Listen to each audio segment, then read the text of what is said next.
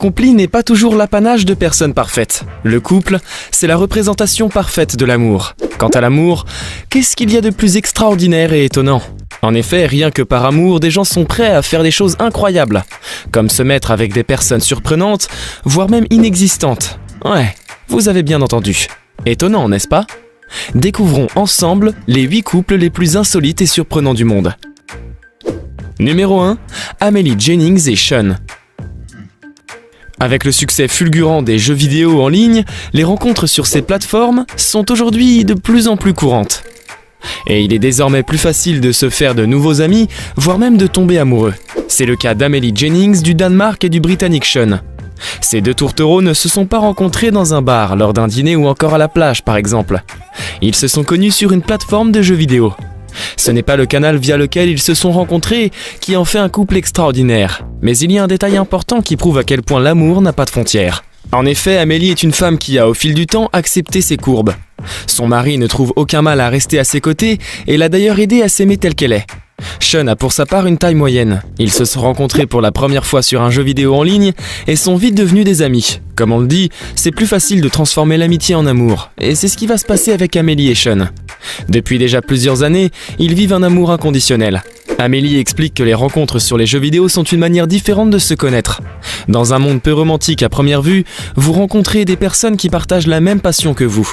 Elle indique qu'ils se sont envoyés des photos, mais Sean ne se souciait pas de sa forme. Il continuait plutôt à lui parler, jusqu'à en faire sa meilleure amie. Au bout d'un certain temps, ils ont réalisé qu'ils étaient amoureux l'un de l'autre. C'est ainsi qu'ils ont débuté une relation à distance, avant de se rencontrer 1 an après. Finalement, ils se sont mariés et vivent heureux en Angleterre. C'est fou, non ?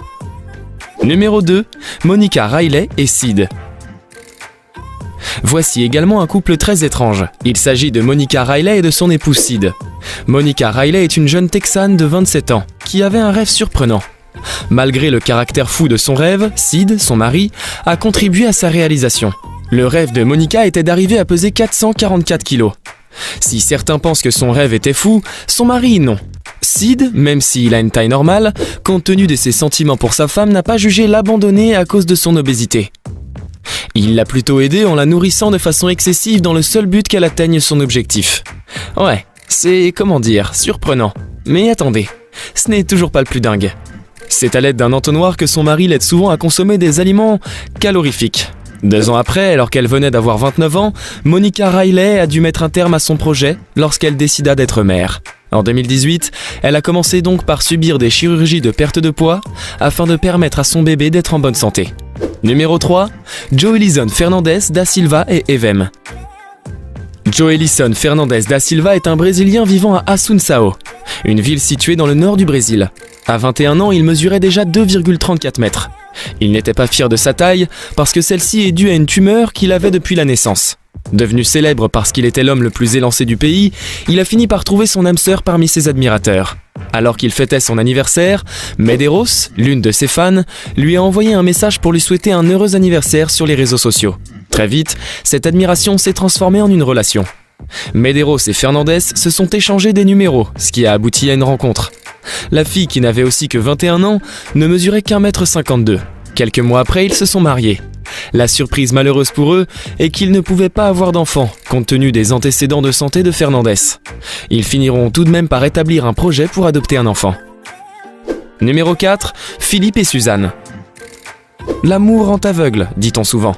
Eh bien oui, c'est vrai. Philippe, dès sa naissance, avait une forme assez rare. Il avait une dystrophie musculaire, c'est-à-dire une maladie liée à la faiblesse progressive des muscles. Mais cela ne l'a pas empêché pour autant de vivre sa vie d'homme heureux et épanoui dans un couple. Malgré que sa maladie l'immobilisait dans un fauteuil, cela n'a pas été un obstacle pour Suzanne de faire sa vie avec lui.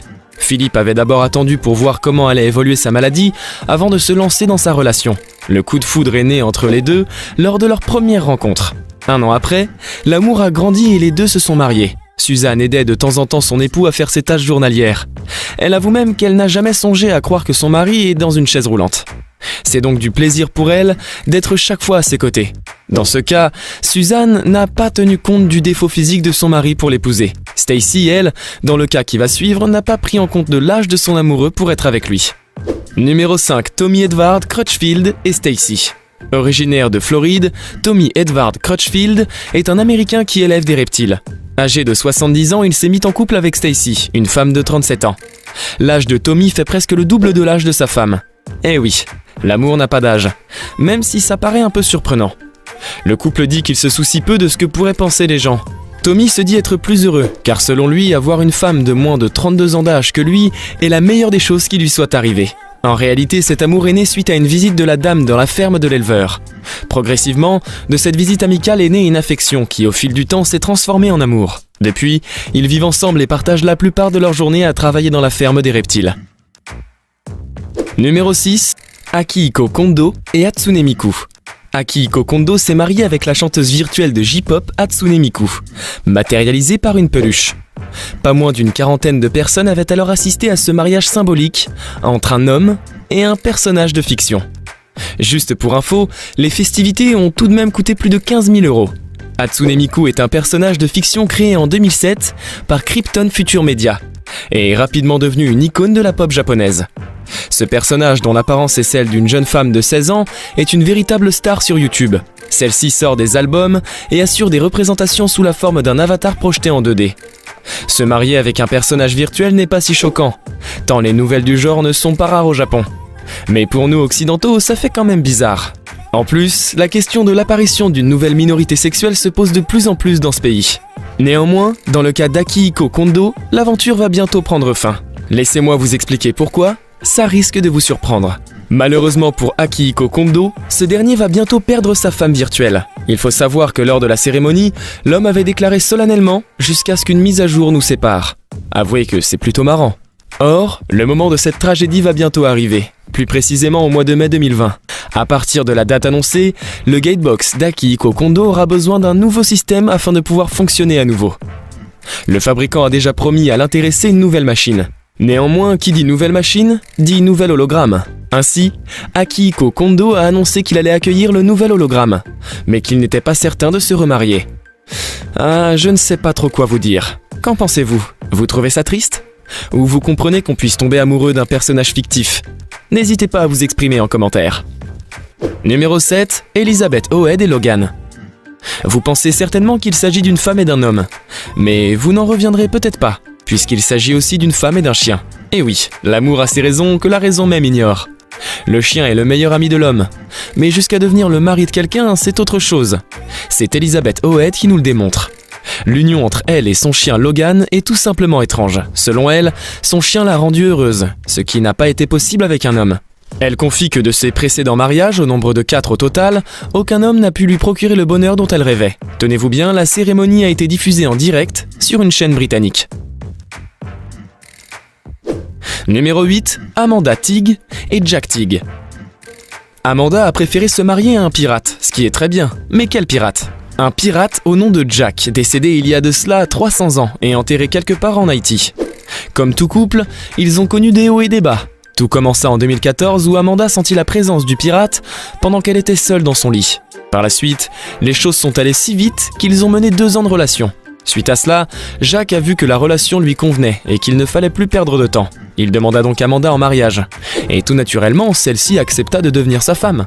Pour la cérémonie, elle a loué un bateau et invité ses amis, sa famille, ainsi que ses 5 enfants issus de son précédent mariage. Il y avait même des demoiselles d'honneur. Là, vous vous dites, mais qu'est-ce que tu nous racontes, Nalak? Tu nous dis que le marié est mort il y a 300 ans, mais qu'il était présent au mariage en 2014, il y a un truc qui cloche. Mais attendez, laissez-moi finir. S'il y avait une chose qui manquait à ce mariage, c'était le marié. Enfin, c'est ce que nous, autres simples mortels, pouvons penser. Car Amanda soutient que Jack était bel et bien présent. Ouais, en gros, elle peut communiquer avec les morts selon elle. Malheureusement, ce mariage ne fera pas long feu. Ils ont fini par se séparer, car Amanda affirme qu'après le mariage, elle s'est mise à avoir des problèmes de santé très étranges et que cela a pris de l'ampleur avec le temps. Elle a finalement eu une septicémie et a même failli mourir. C'est alors qu'elle comprit que Jack était comme un vampire énergivore. Il avait donc besoin d'une source d'énergie qui se trouvait en elle. Apparemment, il n'y a pas qu'ici que l'intérêt guide le monde. La théorie a également tout son sens dans l'au-delà. Cette vidéo vous a plu? Alors n'oubliez pas le petit pouce en l'air et l'abonnement. Sur ce, je vous dis à très vite dans une prochaine vidéo. Damn.